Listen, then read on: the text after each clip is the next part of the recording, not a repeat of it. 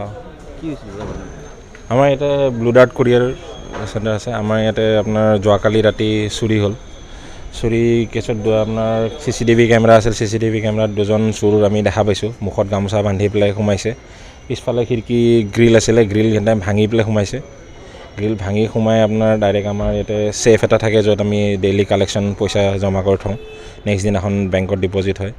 সেই ডেইলি কালেকশ্যনৰ যোনটো ছেফ আছিলে, তাতে পইচাখিনি গোটেই ছেফটো উঠাই পেলাই ৱালৰ পৰা একদম পূৰা ভাঙি লৈ গৈছে। কিমানজন মানুহ আছিল? আমি CCTV ফুটেজত দুজন মানুহ ডিটেক্ট কৰিছোঁ। দুজন মানুহ আছিলে মুখত গামোচা বান্ধি। কিমান আছিল কেছ? কেছ এৰাউণ্ড আপোনাৰ 2 লাখ টকাৰ ওপৰত আছিলে। পুলিচক ইনফৰমেশ্যন দিয়া হৈছে ৰাতিপুৱাই। পুলিচে আহিছে, পুলিচৰ ইনভেষ্টিগেশ্যন চলি আছে এতিয়া বৰ্তমান। কি কোম্পানী? ব্লু ডাৰ্ট কৰিব। Blue dirt express limited.